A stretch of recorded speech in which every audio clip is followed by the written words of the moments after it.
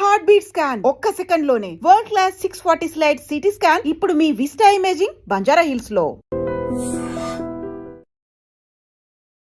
నమస్కారం, welcome to I dream. Health talks with Vijitha కార్యక్రమానికి స్వాగతం. ప్రస్తుతం మనతో పాటు ఉన్నారు general consultant doctor V Aditya Ranganath గారు. ఇప్పుడు వారితో మాట్లాడేద్దాం. నమస్తే అండి. నమస్తే అండి. ఎలా ఉన్నారు? బాగున్నాను మ్యామ్, థ్యాంక్ యూ. అయితే షుగర్ చాలా పెద్ద సమస్యగా మారిపోతుంది. చిన్నపిల్లల నుంచి పెద్దవాళ్ళ వరకు చాలా మందిలో చూస్తున్నాం. ఆహార రీత్యా కొంతమందికి వస్తే, జెనెటిక్స్ పరంగా కొంతమందికి, ఏదేమైతేనేంటి అందరిలో ఈ సమస్య అయితే ఎక్కువగా. ఇంట్లో నలుగురు ఉంటే ఇద్దరికి ఈ సమస్య చూస్తూనే ఉన్నాం. ఒకవేళ షుగర్ని రివర్స్ చేయాలి అంటే గనక అవకాశం ఉందంటారా? ఉంటే గనక ఆ టిప్స్ ఏంటో తెలియజేయండి. సో ఇప్పుడు డయాబెటీస్ వచ్చింది, లేకపోతే బీపీ వచ్చింది, థైరాయిడ్ వచ్చింది, లేకపోతే వాట్ ఎవర్, ఇదివరకు మనం విన్నది ఏంటి అని అంటే ఒక్కసారి వస్తే లైఫ్ లాంగ్ అది తగ్గడానికి ఆస్కారం లేదు. సో మనం ఏం చేయొచ్చు, కంట్రోల్లో పెట్టుకోవాలి. సో డ్రగ్స్, అదే మన మెడిసిన్ తీసుకుంటాము రెగ్యులర్గా, ఆపకుండా తీసుకుంటే కంట్రోల్లో ఉంటుంది కాబట్టి భయపడాల్సిన అవసరం లేదని చెప్తారు. అయిపోయింది, అది అక్కడతో అయిపోయింది. బట్ ఇప్పుడు రీసెంట్ అంటే చాలా ఇయర్స్ నుంచి మనకి తెలిసిందే ఏంటి అని అంటే వీటన్నిటిని కూడా మనం రివర్స్ బ్యాక్ చేసుకోవచ్చు. కాకపోతే ఆ పద్ధతి తెలియక, చాలా మంది అవేర్నెస్ లేక ఇంకా అదే భయంతో ఇప్పటికీ ఉన్నారు. అంటే ఒక్కసారి వస్తే తగ్గదు, మనం ఖచ్చితంగా టాబ్లెట్స్ మీద బ్రతకాలి లైఫ్ లాంగ్. సగం ఆ థాటే ఇంకా అనారోగ్యం తీసుకొస్తుంది అనమాట. సో అసలైన నిజం ఏంటి అని అంటే డయాబెటీస్ని కూడా మనం రివర్స్ చేసుకోవచ్చు ఖచ్చితంగా. అంటే నేను చెప్తుంది రివర్స్ అంటే పూర్తిగా డయాబెటీస్ అసలు లేకుండానే మనం ఫర్దర్గా మనం జీవించవచ్చు, మన లైఫ్ లీడ్ చేయొచ్చు. అవకాశం ఖచ్చితంగా ఉంది. అంటే ఆరోగ్య సూత్రాలు పాటించడం వల్ల ఏంటండి మరి అవి? సో మెయిన్గా ఇప్పుడు డయాబెటీస్ రావడానికి కారణం ఒకటి ఇన్సులిన్ రెసిస్టెన్స్. సరే, ఇన్సులిన్ రెసిస్టెన్స్ అంటే ఏం లేదండి, ఇప్పుడు మనం ఎక్కువసార్లు తీసుకుంటాం, డే మొత్తంలో ఎక్కువసార్లు తినడం, లేదా ఏదైనా మధ్యలో గ్యాప్స్లో మళ్ళీ ఇప్పుడు లంచ్, డిన్నర్, పొద్దున్న బ్రేక్ఫాస్ట్కి మధ్యలో మళ్ళీ ఏదైనా టీ, ఏదో కాఫీ అలవాటు ఉంటుంది, లేదంటే ఇంకేదైనా స్నాక్స్ తింటాం. ఇలాంటి అలవాటు ఎక్కువ అయిపోయి ఏంటి అని అంటే మనం ఏది తిన్నా ఏది తాగినా, అంటే వాటర్ తప్పిస్తే మిగిలిన ఏం తీసుకున్నా మన బాడీలో ఇన్సులిన్ ప్రొడక్షన్ జరుగుతుంది. సో టైప్ 2 డయాబెటీస్ అంటాం ఏంటి, ఇన్సులిన్ ప్రొడక్షన్ ఉంటుంది మన బాడీలో, జనరేట్ అవుతుంది, కానీ ఆ కణాలు సరిగ్గా ఇన్సులిన్ని యూజ్ చేసుకోలేకపోతున్నాయి. దాన్ని టైప్ 2 డయాబెటీస్ కింద పరిగణిస్తున్నారు. ఒకవేళ ఇన్సులిన్ ప్రొడక్షనే లేదు బాడీలో, మన ప్యాంక్రియాస్ సరిగ్గా పనిచేయట్లేదు, అందులో ఐలెట్స్ ఆఫ్ లాంగర్హాన్స్ అని ఒక కణాలు ఉంటాయి, దాని నుంచే మనకి ఇన్సులిన్ వస్తుంది. సో ఇన్సులిన్ సరిగ్గా ప్రొడక్షన్ లేదు అని అంటే అది టైప్ 1 కింద మనం పరిగణిస్తున్నాం. చిన్నపిల్లల్లో కూడా టైప్ 1 అది చూడొచ్చు. సో ఇప్పుడు ఇన్సులిన్ ప్రొడక్షన్ జరిగి మనం తిన్న ప్రతిసారి మన గ్లూకోజ్ లెవెల్స్ ఏదైతే ఉందో అది మేనేజ్ చేయడానికి ఇన్సులిన్ ప్రొడక్షన్ జరిగి, అంటే స్పైక్ అయ్యి అది కంట్రోల్ తీసుకొచ్చి మళ్ళీ అది ఇన్సులిన్ తగ్గి ఆ స్పైక్ తగ్గి మళ్ళీ మనం తింటున్నాం, మళ్ళీ పెరుగుతుంది కదా. ఇలా అస్తమానం పెరిగి తగ్గడం వల్ల మన బాడీ అలవాటు పడిపోతుంది ఆ ఇన్సులిన్, సెట్ అయిన ఇన్సులిన్ లెవెల్కి. సో ఇన్సులిన్ రెసిస్టెన్స్ వచ్చేస్తే ఏమవుద్ది, ఇదే గ్లూకోజ్ని, అంటే రోజువారీ తినే సేమ్ అదే మోతాదు ఒక గ్లూకోజ్ని మనకి ఇప్పుడు మెటబలైజ్ చేయాలి అని అంటే ఇన్సులిన్ ఈ మోతాదుకి మించి ఇంకా ఎక్స్ట్రా ప్రొడక్షన్ జరగాల్సి వస్తుంటుంది అనమాట. అంటే ఈ లెవెల్కి అది కంట్రోల్కి రావట్లేదు, దాన్నే ఇన్సులిన్ రెసిస్టెన్స్ అంటున్నాం. సో మనం చేయాల్సిన పని ఏంటి అంటే ఇన్సులిన్ రెసిస్టెంట్ తగ్గించి ఇన్సులిన్ సెన్సిటివిటీ మనం పెంచుకోవాలి ఒకటి. తర్వాత ఆహారంలో చిన్న మార్పులే, అంటే ఇప్పుడు డయాబెటీస్ మనం ఇది చేయాలి అని అంటే సరే ఏముంది రైస్ మానేయండి అని చెప్తారు, అంతే కదా, మాకు చాలా ఇబ్బంది మేము చేయలేము అని అంటారు. అలా ఏం కాదు, కొన్ని పద్ధతులు ఉన్నాయి, నేను చెప్తాను ఇప్పుడు ఖచ్చితంగా. అది పాటిస్తే ఏకంగా డయాబెటీస్ చక్కగా కంట్రోలే కాకుండా రాబోయే రోజులు, అంటే మీకు ఫస్ట్ 3 months 4 months కంట్రోల్ తెచ్చుకుంటారు. ఆ పైనుంచి మనకి టార్గెట్ ఏంటి అని అంటే మనం వాడుతున్న మెడిసిన్ నెమ్మదిగా డోస్ తగ్గించుకోగలగాలి. అంటే తగ్గించగలగాలి అంటే ఆటోమేటిక్గా మనకి లెవెల్స్ తగ్గితే యాజ్ ఏ మీ డాక్టర్ కానీ మేము కానీ తగ్గించగలుగుతాం కదా. తగ్గించిన తర్వాత దీన్ని పూర్తిగా రివర్స్ బ్యాక్ చేసుకొని నార్మల్ లైఫ్, అంటే ఆ ఫుడ్ని తీసుకుంటూ చక్కగా మనం ఎలాంటి ట్రీట్మెంట్, అంటే ఈ డ్రగ్స్ తీసుకోకుండా ఉండడం. మళ్ళీ అది తగ్గిపోయిన తర్వాత మళ్ళీ పంచదార తినేస్తాం, మైదా పిండి తినేస్తాం, గోధుమ పిండి తినేస్తాం, లేకపోతే ప్రాసెస్డ్ ఫుడ్ తినేస్తాం. అంటే అసలు అదే మెయిన్ ప్రాబ్లం. అంటే high saturated fats, high carbohydrates ఉండడం వల్లనే మనకు వస్తుంది. ఇది వరకు వాళ్ళకి అంటే మన పెద్దలకి అప్పట్లో ఎందుకు రాలేదంటే వాళ్ళు ఇవేం తీసుకోలేదు కాబట్టి వాళ్ళకి రాలేదు. సో మనం అది ఫుడ్డే ఇది ఫుడ్డే కదా, ఏదో నార్మల్ లైఫ్ అంటే తగ్గిన తర్వాత మళ్ళీ తినేయొచ్చు అన్న వాళ్ళకి ఇది ఆన్సర్ చెప్తున్నా. సో అది కాదు, నార్మల్గా మీరు రైస్ తీసుకోవచ్చు, రైస్ పూర్తిగా మానే అవసరం లేదు, కాకపోతే రైస్తో పాటు కొన్ని తీసుకోవాల్సి ఉన్నాయి. సో చూడండి, సింపుల్ టెక్నిక్, హై కార్బోహైడ్రేట్స్ తీసుకోకూడదు, హై కాంప్లెక్స్ కార్బోహైడ్రేట్స్ తీసుకోకూడదు, తర్వాత హై సాచురేటెడ్ ఫ్యాట్స్ తీసుకోకూడదు. సో ఇవి తప్పిస్తే మరి మిగిలిన ఆప్షన్ ఏంటి? కొంతమంది ఇక్కడ ఏం చేస్తారంటే కార్బోహైడ్రేట్స్ తీసుకోకూడదు అన్నారు కాబట్టి పూర్తిగా కార్బోహైడ్రేట్స్ని తగ్గించేస్తున్నారు, అంటే నో కార్బోహైడ్రేట్ ఫుడ్ అంటారు, అలా వెళ్ళిపోతున్నారు, కీటో డైట్స్ అని. అలా వద్దు. అలా అయితే ఏమవుతుందంటే మనకి ఇన్ని సంవత్సరాలు లేదా ఇన్ని జనరేషన్స్గా మనకి బాడీకి కార్బోహైడ్రేట్స్ అలవాటు, సో దాని డైజెషన్ అలవాటు. సో అక్కడి నుంచి మళ్ళీ అది బ్రేక్ డౌన్ అయ్యి గ్లూకోజ్ కింద మనకి కన్వర్ట్ అవుతుంది, మనకి శక్తిని ఇస్తుంది, బాగుంది. మీరు తినడం మానేస్తే ఒకటి మీకు కూడా బాడీకి అది కొత్తది ఏంటంటే కార్బోహైడ్రేట్స్ అసలు అది డైజెషన్ చేసే ఒక పద్ధతే మర్చిపోద్ది మన బాడీ. సో రేపు పొద్దున్న నార్మల్ సింపుల్గా కార్బోహైడ్రేట్స్ తీసుకున్నా దానికి చాలా కష్టపడాల్సి వస్తుంది. అండ్ ఈవెన్ ఒకవేళ జెనెటికల్గా నెక్స్ట్ జనరేషన్స్ పాస్ ఆన్ అయింది అనుకోండి, అది ఇంకా ఇబ్బందిగా, అంటే నార్మల్ అన్నమే మనం అరాయించుకోలేకపోవచ్చు, లేకపోతే నార్మల్ సమోసానే ఎంజాయ్ చేయలేకపోవచ్చు మనం. సో అట్లా. సో సరే, ఓకే, హై కార్బ్స్ అంటే తెలుసు, ఈ రైస్ నార్మల్గా తీసుకునేవే.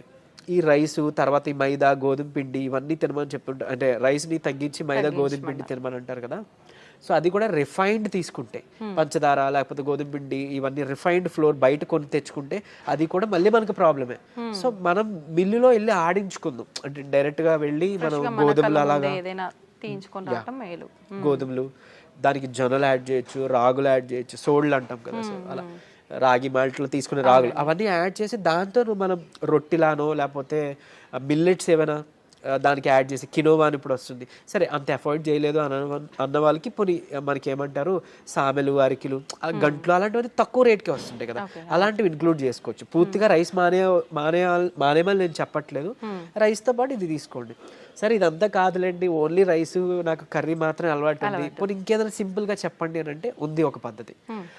మనకి ఇప్పుడు ఇన్సులిన్ రెసిస్టెన్స్ అని మాట్లాడుకున్నామే, HbA1c మీ అందరికీ తెలుసు, 3 నెలల యావరేజ్ తీస్తే మనకి ఎంత ఉంది అనే దాని మీద మన డయాబెటీస్ ఉందా లేదా, కంట్రోల్లో ఉందా లేదా అని తెలుస్తుంది. సో దాన్ని మనం కంట్రోల్ పెట్టడానికే కదా ఇప్పుడు అన్ని చెప్తున్నాం. మన ఇన్సులిన్ వాడాలన్నా లేకపోతే ఈ మెట్ఫార్మిన్, మన డయాబెటీస్ డ్రగ్స్ వాడాలంటే కూడా మనకు అలానే దేవుడు కూడా ఇచ్చిన ఆహారంలో ఈ పని చేసే ఉన్నాయి. ఏంటి అని అంటే ఒకటి కీరా దోసకాయలు, తర్వాత పంకిన్ సీడ్స్ గుమ్మడి గింజలు, తర్వాత పాలకూర. వీటిలో ఏంటంటే పాలకూరలో తర్వాత పంకిన్ సీడ్స్లో వైటమిన్ ఈ ఉంటుంది, అది మీ HbA1cని చక్కగా కంట్రోల్ తీసుకొస్తుంది. అండ్ ఇప్పుడు చెప్పిన ఆహార పదార్థాల్లో మీకు ఇన్సులిన్ రెసిస్టెన్స్ని తగ్గించి సెన్సిటివిటీని పెంచే ఉండే. సో ఇప్పుడు సరే కొంత లిస్ట్ చెప్తాను చూడండి. మష్రూమ్స్ బాగా అదే మన ఉడకబెట్టిన గుడ్లు ఫుల్గా విత్ సొనతో పాటు తీసుకోవాలి, అది కొలెస్ట్రాల్ కాదు, మంచి కొలెస్ట్రాల్ తీసుకోండి. సో తర్వాత నెయ్యి, తర్వాత మన కీరా దోసకాయలు, తర్వాత ఓట్స్, గ్రీన్ పీస్ అదే మన పచ్చి బఠానీలు, తర్వాత రాజ్మా, కిడ్నీ బీన్స్ అంటాం రాజ్మా, అలానే మిగిలిన బీన్స్ కూడా చక్కగా మిగిలిన రకాల బీన్స్, చిక్కుళ్ళు బీన్స్ ఇట్లాంటివన్నీ తీసుకుంటే కనుక ఇవన్నీ కూడా మీ ఇన్సులిన్ రెసిస్టెన్స్ని తగ్గించినవే. సో మీ ఇష్టం, గుడ్లు పోనీ ఆమ్లెట్ రూపంలో తీసుకోండి, నిద్రకి పనికి వస్తుంది ఆమ్లెట్, ప్లస్ దీనికి కూడా హెల్ప్ అవుతుంది. సో ఈ ఫుడ్ని మీరు కంపల్సరీగా క్యాబేజీ, కాలీఫ్లవర్, సో బ్రాకోలీ కానీ ఇలాంటి ఇవన్నీ కూడా మీ ఫుడ్ డైలీ ఫుడ్లో ఏదో ఒక రూపంలో ఇంక్లూడ్ చేసుకోండి. ఏదో ఒక్క పదార్థమైనా అట్లీస్ట్ కర్రీ, మనం అది వదిలేసి మిగిలినవేవో తీసుకున్నామంటే మళ్ళీ కంట్రోల్కి రాదు. మీ అందరికీ తెలిసిందే, చాలామంది ఎక్కువ పాలకూర కూడా తినరు. సో అట్లా, లేదంటే మునగాకు ఉంది, సో మునగాకును కూడా మీరు పౌడర్ రూపంలో చేసుకోవచ్చు, ఎండబెట్టేసి చక్కగా పౌడర్ చేసుకొని ఒక చెంచా యాడ్ చేసుకోండి ఒక ముద్దకి, అన్నంతో పాటు రైస్ తో తీసుకోవచ్చు, హాట్ వాటర్ లో కూడా తీసుకోవచ్చు, మజ్జిగలో కలిపి తీసుకోవచ్చు. ఇది ఒక మనిషికి డైలీ లిమిట్ ఒక చెంచా. సో అట్లా అని ఇప్పుడు ఏం చేస్తారంటే కొంతమంది ఏదైనా రసం, చారు దాంట్లో కలిపేస్తారు, బట్ అది కలిపేస్తే అంటే ఇంట్లో 3 members 4 members ఉంటే అందులో ఎవరికి ఎంత వెళ్ళి తెలియదు కదా. సో డైరెక్ట్ గా మీరు కలుపుకోవడం బెటర్, ఏదర్ వాటర్లోనో మజ్జిగలోనో లేదా మీ అన్నం గిన్నెలోనో. ఇంకోటి అన్నము, ఇప్పుడు అలానే అదే అన్నము కూర తినే ముందుగా 1 కప్పు కీరా దోసకాయ తీసుకోండి, లేదా బీన్స్, మొలకలు తీసుకోండి చక్కగా. ఇవన్నీ మీకు హెల్ప్ అవుతుంది. లేదంటే మన దాలిమ్మ గింజలు 1 కప్ పెట్టుకోవచ్చు, పెట్టి ముందు అది తిని తర్వాత అన్నము కూర మనం తీసుకుందాం. అలానే అన్నం తినే ముందు, టిఫిన్ తినే ముందు, నైట్ డిన్నర్ చేసే ముందు ఏం చేయొచ్చు అనంటే కొంచెం పెప్పర్ అంటే మన మిరియాల పొడి 1 చిటికెడు తీసుకొని నిమ్మరసం యాడ్ చేసి కొంచెం గోరువెచ్చని నీటిలో ఒక కప్పు లేదా ఒక గ్లాస్ గోరువెచ్చని నీటిలో కలిపి తాగేసేయండి. ఎందుకు అని అంటే ఇప్పుడు ఈ పెప్పర్లో ఉండే పైపరిన్ అనేది మన ఏమంటారు యాక్టివ్ ఇంగ్రీడియంట్, మెడిసినల్ వాల్యూ ఉండే ఇంగ్రీడియంట్. ఇది మన లివర్లో, ప్యాంక్రియాస్లో, అదే ఎక్కడి నుంచి అయితే ఇన్సులిన్ వస్తుందో అందులో అక్కడ డైజెషన్ ఎంజైమ్స్ని వాటిని కూడా మంచిగా ఇది ఏమంటారు మెటబాలైజ్ చేస్తుంది. కరెక్ట్గా మెటబాలిజం బాగా జరిగి ఎంజైమ్స్ అన్ని మంచిగా ఫంక్షన్ అయ్యేలా చేస్తుంది. సో తర్వాత ఇంకొకటి మోర్ ఓవర్ ఈ ఏవైతే కాంప్లెక్స్ కార్బోహైడ్రేట్స్ మన హై కార్బ్స్ అన్నాం కదా, దాన్ని బాగా కరెక్ట్గా డైజెషన్ జరిగేలాగా మెటబాలైజ్ అయ్యేలాగా ఇది హెల్ప్ చేస్తుంది. అండ్ ఈవెన్ మన పోషకాలు ఏవైతే ఉన్నాయో ఆకుకూరలోనో లేకపోతే మనం తీసుకునే ఫుడ్లోనో అవి మనం వంట పట్టడం అంటాం కదా, మన అబ్జార్ప్షన్, అవి అబ్జార్బ్ చేయడానికి ఈ ఈ పెప్పర్ మన మిరియాలు పొడి చాలా బాగా హెల్ప్ చేస్తుంది. సో ఈ రూపంలో తీసుకున్నారనుకోండి, మీరు తిన్న తర్వాత పెరిగే షుగర్ లెవెల్స్ కంట్రోల్కి వస్తాయి. అండ్ ఈవెన్ మనకి లోపల ఫంక్షనింగ్ బాగా మెరుగుపడుతుంది. ఇకపోతే డయాబెటీస్ రివర్సల్ గురించి వద్దాం. సో నేను ఇప్పుడు చెప్పింది 3 to 4 months చేస్తే ఖచ్చితంగా మీ షుగర్ లెవెల్స్లో చాలా వరకు మీకు తగ్గడం మీరే గమనించుకుంటారు. మీరు ఎంత అద్భుతంగా పనిచేస్తుందా అని అంటారు. ఎందుకనంటే చాలా మందికి ఒకటి ఉండిపోయింది సైకలాజికల్గా, అంటే drugs, like what ever medicine మాత్రమే మెడిసిన్, ఫుడ్ అంటే జస్ట్ ఆహారం మాత్రమే. అసలు కాదు. మీకు గుర్తుంటుంటే ఎప్పుడైనా మీ నాన్నమ్మలు అమ్మమ్మలు మీకు ఎప్పుడైనా పొట్టనొప్పి వచ్చింది అని అంటే ఏదైనా వాము కొంచెం సాల్ట్ కలిపిస్తే వెంటనే తగ్గడం మనం గమనించుంటాం. లేదంటే మెంతులు మింగేసి తాగేయండి వాటర్ అంటాం. అవన్నీ ఎందుకు పనిచేస్తున్నాయి? ఇప్పుడు యాంటాసిడ్స్ ఏవో వెళ్ళి పరగడుపున మాత్రం మనం పైకి వెళ్ళి తెచ్చుకొని వేసుకుంటున్నాం. అవేం అవసరం లేకుండా వాళ్ళు బతికారు కదా. ఎలా బతికారు? ఇలానే. ఇవన్నీ ఫుడ్డే మెడిసిన్. మనకు ఒక మెడికల్ షాప్ ఉంది. ఎగ్జాక్ట్లీ. మనకి ఏదైనా అనారోగ్యం వస్తుంటే మెడికల్ షాప్ కి మనం బయటకు వెళ్ళవద్దు, మన కిచెన్ లోకి వెళ్ళాలన్నమాట. యాక్చువల్గా పోపుల డబ్బాలే మనకి డ్రగ్ ఇది అన్నట్లు, స్టోర్ అన్నట్టు. సో ఖచ్చితంగా ఇది వర్క్ అవుతుంది. అండ్ మోర్ ఓవర్ అంటే ఇప్పుడు మన బెర్రీస్ నుంచి, ప్లాంట్స్ నుంచి ఎక్స్ట్రాక్ట్ చేసిన బెర్బరిన్ అనేది ఒక సప్లిమెంట్ ఉంటుంది ఆబ్వియస్లీ. సరే, అది అందరూ వాడాల్సిన అవసరం లేదు, కానీ ఒక బూస్టప్ కింద పనికి వస్తుంది. అంటే ఎలా అయితే మనకి డయాబెటీస్ని మనకి తగ్గించడానికి మెట్ఫార్మిన్ అనే ఒక మెడిసిన్ తీసుకుంటున్నాము, సేమ్ ఇది కూడా అదే పని చేస్తుంది. కానీ బట్ మెట్ఫార్మిన్తో వచ్చే వైటమిన్ B12 డెఫిషియన్సీ ఇందులో లేదు, ఈ బెర్బరిన్లో లేదు. సరే, ఓకే, అవైలబుల్ ఉన్న వాళ్ళు వాడుకుంటారు, అందరూ ఇది వాడాలని రూల్ లేదు. కానీ బట్ ఈ సింపుల్ టిప్స్ పాటించండి, ఇది ఒకటి. తర్వాత ఖచ్చితంగా ఒక 5 minutes వాకింగ్ ఉంటే చాలు. 5 minutes వాకింగ్ అంటే తిన్న తర్వాత ఒక 10 నిమిషాలు అలా 5 minutes వాకింగ్ చేస్తే చాలు. మీ ఆఫీస్ ఏరియా, మీ బెడ్రూమ్, మీ హాల్, ఎక్కడైనా ఆయాసం రావాలి, చెమటలు పట్టాలి, ఇట్లానే వాకింగ్ చేస్తేనే మనకి వర్కౌట్ అయినట్టు అని అస్సలు కాదు. బాడీ మూమెంట్ ఉండాలి. సో అది చేసుకుంటే చాలు, డయాబెటీస్ మనకి తగ్గుతుంది. రివర్స్కి చెప్పుకున్న ఇందాక ఇంగ్రీడియంట్స్ ఉన్నాయి కదా, పంకిన్ సీడ్స్ అవ్వచ్చు, మన HbA1c కంట్రోల్ చేసి ఇన్సులిన్ సెన్సిటివిటీ పెంచేవి, ఇవి మీరు చేసుకుంటే 3 to 4 months ఖచ్చితంగా రివర్స్ అయిపోతుంది. ఇప్పుడు చాలా మంది మనం చూస్తూ ఉంటామండి, జామకాయ ఆకులు, లేత చిగుర్లు అని చెప్పి, లేదు అంటే తిప్పతీగ అని చెప్పి, ఇలాంటి కొన్ని ఆకులతో వేనిల్లో వేసి మరిగించిన వాటర్ తాగుతుంటారు షుగర్ ఉన్న వాళ్ళు. ఇది వర్క్ అవుతుంది అంటారా? యాక్చువల్గా ఇప్పుడు జామ ఆకులు ఉన్నాయి కదా, లేత తీసుకొని ఒక 4 ఆకులు మనం వేడి నీటిలో వేసి మరిగించి కషాయంలా తీసుకొని ఉదయం సాయంత్రం లేదా ఒక పూట అట్లీస్ట్ పరగడుపునైనా కానీ తాగితే కనుక అమోఘంగా ఆ రోజే పెరిగిన షుగర్ లెవెల్స్ తగ్గిపోయాయి. సో నేను ప్రీవియస్ వీడియోలో జామాకులు కషాయం గురించి చెప్పినప్పుడు చాలా మంది ఫోన్ చేసి, అంటే ట్రై చేసి చక్కగా ఫస్ట్ నమ్మారు, ట్రై చేసి ఒక 2 daysలో వాళ్ళు ఫోన్ చేసి, సార్ అంటే మాకు 1 day 2 dayలోనే ఇంత బాగా పనిచేస్తుంది, కంటిన్యూ చేయొచ్చు అంటారా, ఎక్కువ కాలం అన్నారు. బేసిక్గా చేయొచ్చండి, చేసుకోండి అని చెప్పారు. సో ఈవెన్ అది వాళ్ళకి ఏంటంటే డయాబెటీస్ ఎక్కువ, షుగర్ లెవెల్స్ ఎక్కువ ఉండడం వల్ల కొంతమందికి నిస్సత్తువ, నీరసంగా ఉంటుంది కదా, దాన్ని కూడా ఇది మనకి జామాకులు బాగా హెల్ప్ అవుతుంది.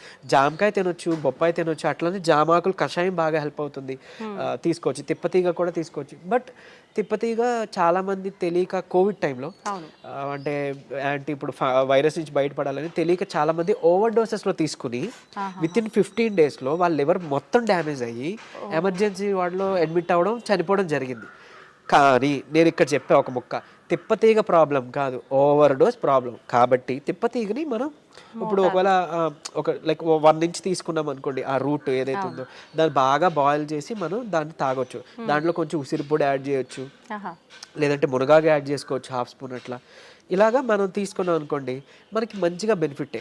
ఇప్పుడు అలాగని ఏంటి, ఫ్లాక్ సీడ్స్ ఉన్నాయి, అవిసె గింజలు ఉన్నాయి. అవిసె గింజలు మనకి కొలెస్ట్రాల్ తగ్గిస్తుంటుంది, డయాబెటీస్ని రివర్స్ చేస్తుంది బాగా. అంటే ఒక 2 చెంచాలు మనం పౌడర్లా కానీ తయారు చేసుకొని మనం ఫ్లాక్ సీడ్స్ తీసుకుంటే, ఇదే ఫ్లాక్ సీడ్స్ గురించి ఒక పేపర్లో ఒక ఆర్టికల్ వచ్చింది. ఏంటి, ఫ్లాక్ సీడ్స్ తీసుకోకూడదు, లివర్కి మంచిది కాదు, లేకపోతే ఇంకోటి ఏదో అని. కరెక్టే, ఏదైనా అతిగా తీసుకుంటే మనకి ఫుడ్ అయినా ఆబ్వియస్లీ కదా. సో అంతే, అది పట్టుకొని ఉండొద్దు. అరే ఇప్పుడు తిప్పతీగ ఏదో ప్రాబ్లం, సరే తిప్పతీగ పక్కన పెడతాయి, అట్లీస్ట్ ఫ్లాక్ సీడ్స్, ఉసిరికాయ, ఫ్లాక్ సీడ్స్, లేకపోతే మన ఏమన్నా మన పెప్పర్, సో ఇట్లాంటివి ఉన్నాయి కదా, వీటి వల్ల ఏం చేయటం జరగదు. డ్యామ్ షూర్ మంచిదే. సో లిమిట్లో తీసుకోండి. ఇంకోటి ఫ్లాక్ సీడ్స్ గురించి ఇప్పుడు మాట్లాడుకున్నాం కాబట్టి చాలా మంది తెలియక దాన్ని పౌడర్ చేసి స్టోర్ చేసుకుంటున్నారు. వద్దు, అది ఏంటి అని అంటే ఆక్సిజన్కి సెన్సిటివ్ అనమాట, ఎయిర్ సెన్సిటివ్ యాక్చువల్గా. దీన్ని మనం ఎంత ఎయిర్ టైట్ దీంట్లో స్టోర్ చేసుకున్నా, ఎంత అమోఘంగా పనిచేస్తుందో ఇది అంత చేడ్ చేస్తుంది స్టోర్ చేస్తే. ఆక్సిడైజ్డ్ అయిపోయి మనం ఎంత ఇది చేసినా అది అయిపోతుంది. సో ఫ్రెష్గా తయారు చేసుకోండి. ఒక 2 చెంచాలు చిన్న మిక్సీ గిన్నెలో మాత్రం అవుతుంది, పెద్ద మిక్సీ గిన్నెలో అవ్వదు. సో చేసుకొని మీరు బటర్ మిల్క్లో మిక్స్ చేసుకోవచ్చు. కొలెస్ట్రాల్ తగ్గుతుంది, డయాబెటీస్ రివర్సల్కి హెల్ప్ అవుతుంది. అండ్ ఈవెన్ మనకి బయట బనానా ఫ్లోర్ అని దొరుకుతుంది, అరటి దీని నుంచి తీసిన పిండి.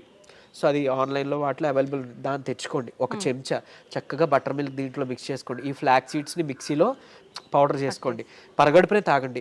మీకు డయాబెటీస్ని రివర్స్ చేయడానికి హెల్ప్ అవుతుంది. ఎందుకు అని అంటే రెసిస్టెన్స్ స్టార్చ్ అదన్నీ ఉంటేనే మనకి యూజువలీ చాలా ఇదనమాట.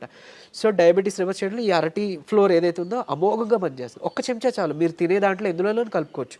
ఈవెన్ ఏమంటారు, మీరు తినే ఏదైనా అట్టు రొట్టెలో వేసుకోండి, లేదంటే ఇలా బటర్ మిల్క్లో మిక్స్ చేసుకోండి. ఇది ఖచ్చితంగా మీ డయాబెటీస్ రివర్సల్కి హెల్ప్ అవుతుంది. సో ఎందుకు, ఇన్సులిన్ రెసిస్టెన్స్ మనకి మెయిన్గా రివర్స్ అవుతుంది కదా, అంతే. ఇదే సీక్రెట్ ఫార్ములా, ఇది నమ్మి చేయండి. నిజంగా చెప్తున్నా, మీరు ఇయర్స్ డ్రగ్స్ అది వాడాల్సిన అవసరం లేదు. అండ్ ప్రీవియస్గా ఒక వీడియోలో నేను చెప్పాను, లైక్ పరగడుపున ఒక చెంచా కలబంద గుజ్జు తీసుకోండి అని. అది నేను ఎక్కడో మెడికల్ క్యాంప్కి వెళ్ళినప్పుడు ఒక ఆవిడ నా వీడియో చూసారంట, ఆవిడ కంట్రోల్ అయింది. సో మీరు ఇదివరకు వాడేవారు కదండి ట్యాబ్లెట్, ఈ నెల చాలా వరకు తగ్గింది. ఏం చేశారంటే, మీ వీడియో చూసాను సార్, యాక్చువల్గా కలబంద గుజ్జు చెప్పారు, పరగడుపును తీసుకోవడం మొదలు పెట్టాను, నాకు ట్యాబ్లెట్ తగ్గిపోయింది, సగానికి సగం డోస్ తగ్గిపోయింది. And with in next 2nd or 3rd monthలో ఆవిడకి పూర్తిగా నేను ఆపేశాను, ట్యాబ్లెట్ తీసుకోవాల్సిన అవసరం లేదు, ఆవిడకి డౌన్ అయిపోతుంది. సో అంత బాగా పనిచేస్తాయి మనకి దేవుడిచ్చిన ఇవన్నీ మెడిసిన్సే. సో ఇందులో చెప్పింది ఏదైనా వాడుకోండి. మీకు ఏం పని చేసిందో కమెంట్లో చెప్పండి. సో మిగిలిన వాళ్ళకి ఇన్స్పైరింగ్గా ఉంటుంది. అండ్ ఏది పని చేయలేదో లైక్ నాకు తెలిసినప్పుడు నేను సజెస్ట్ చేయగలుగుతాను మీకు ఆల్టర్నేట్గా. ఓకే, థ్యాంక్ యూ అండి. నిజంగా చాలా యూస్ఫుల్ టిప్స్ అనేది తెలియజేయడం జరిగింది. నమస్తే.